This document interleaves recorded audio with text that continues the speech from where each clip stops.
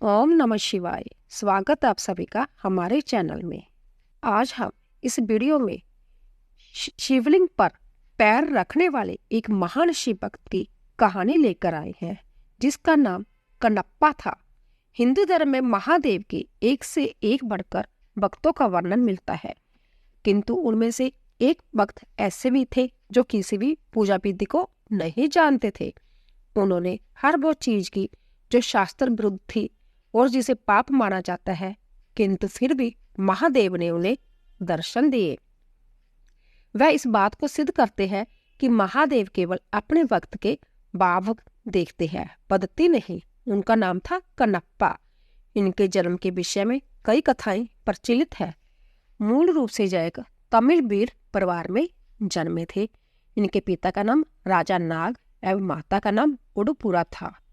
दक्षिण भारत में, विशेष रूप से तमिलनाडु में इनकी बड़ी महत्ता है।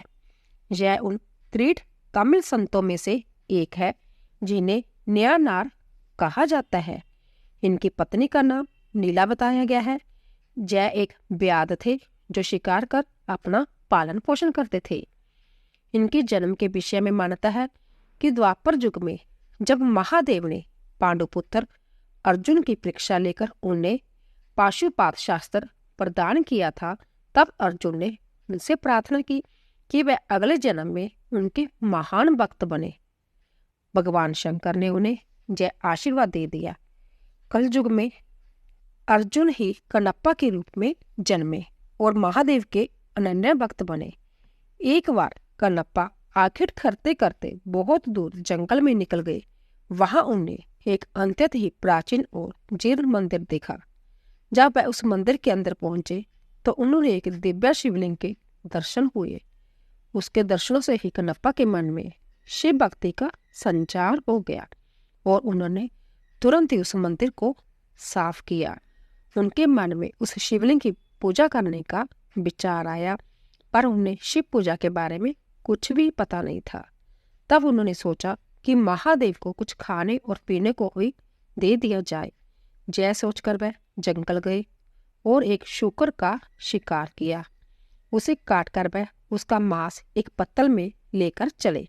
दूसरे हाथ में उन्होंने एक पात्र में मधुमक्खियों के छत्ते से कुछ मधु इकट्ठा कर लिया। जल के लिए कोई और पात्र ना दिखा तो उन्होंने अपने मुंह में ही जल भर लिया। वह वो सामान लेकर मंदिर आए तो देखा कि शिवलिंग पर कुछ सूखे पत्ते टूटकर गिर गए हैं। तो उन्होंने अपने पैर से शिवलिंग से पत्ते हटाए, मुख में रखे जल से कुल्ला करके उन्होंने महादेव का अभिषेक किया। फिर उन्होंने भोग के रूप में मांस और शहद अर्पण किया। हालांकि उनका यह कृत्य उचित नहीं था और बहुत सारी वस्तुएं भी पूजा के लिए निषेध थी, लेकिन उनका मन पवित्र था। उन्होंने जो कुछ भी किया वो पूर्ण भक्ति भाव से किया और महादेव को केवल उसी भाव का मोह था। उन्होंने प्रसन्न मन से उसका प्रसाद स्वीकार कर लिया। अब तो यह कनप्पा का रोज का कार्य हो गया। वो प्रतिदिन उसी प्रकार पैरों से पत्ते साफ कर मुंह के कुल्ले से शिवलिंग का अभिषेक कर उन्हें मांस और शहद अर्पण करने लगा।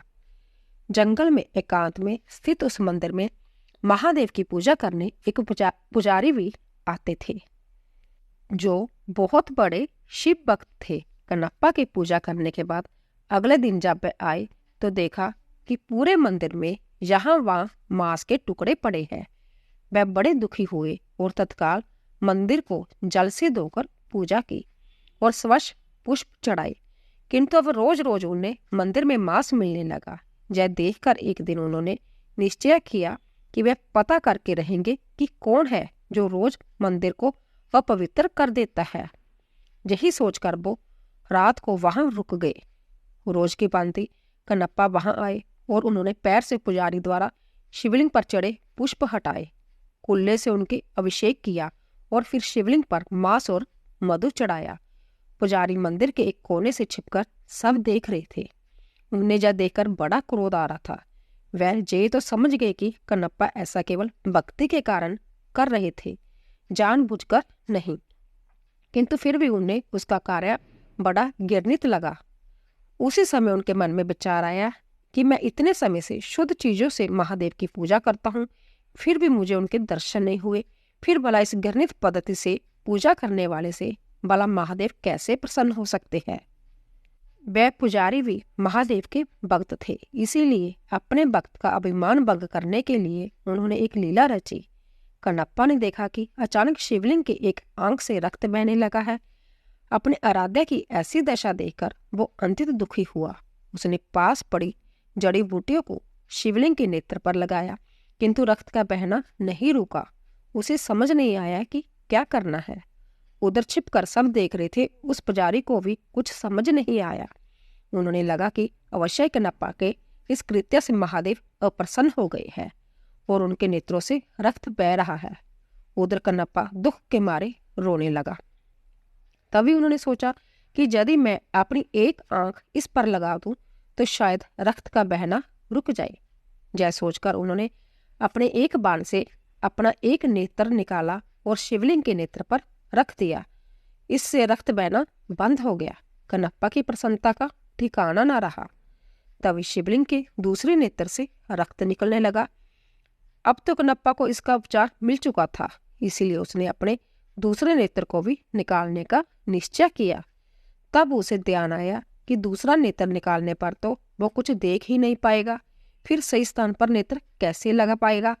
जय सोचकर उसने अपने पैर का अंगूठा शिवलिंग के नेत्र पर रखा, ताकि वो नेत्रहीन होकर भी अपने नेत्र को सही स्थान पर लगा पाए। फिर जैसे ही उसने अपने बाण से अपना दूसरा नेत्र निकालने का प्रयत्न किया, महादेव ने संभय प्रकट होकर उसका हाथ पकड़ लिया। अपने आराध्या के दर्शन होते ही कन्नप्पा उनके चरणों में गिर पड़ा। महादेव ने उसके दोनों नेत्र ठीक कर दिए। तब बाहर छिपकर सब कुछ देख रहा ब्राह्मण भी अंदर आकर महादेव के चरणों में गिर पड़ा। उन्होंने कहा, हे महादेव, मेरे मन में हंकार आ गया था कि मैं आपका सबसे बड़ा भक्त हूँ, किंतु आज कन्नप्पा ने मेरा जय अभिमान तोड़ दिया। इनके कारण ही मुझे आज आपके दर्शन का सौभाग्य मिला है। आज मुझे समझ आ गया कि आपको केवल भाव से ही प्राप्त किया जा सकता है, किसी पूजा पाठ से नहीं। तब महादेव ने दोनों को आशीर्वाद दिया और अंतर्धान हो गए। सच ही तो कहा गया है कि भगवान तो सिर्फ भाव के भूखे हैं। अगर आप सच्चे मन से भगवान की भक्ति करते हैं तो भगवान आपकी भक्ति अवश्य स्वीकार करते हैं। वर्तमान में आंध्र प्रदेश के त्रिपुर्ती जिले के कालहस्ती नामक जगह पर महादेव का वही शिवलिंग श्री कालहस्ती महादेव के नाम से स्थापित है। मान्यता है कि भक्त राज कन्नप्पा ने इन्हीं शिवलिंग पर अपने नेत्र अर्पण किए थे। तो दोस्तों, आपको ये कथा कैसी लगी प्लीज कमेंट बॉक्स में जरूर बताएं। धन्यवाद।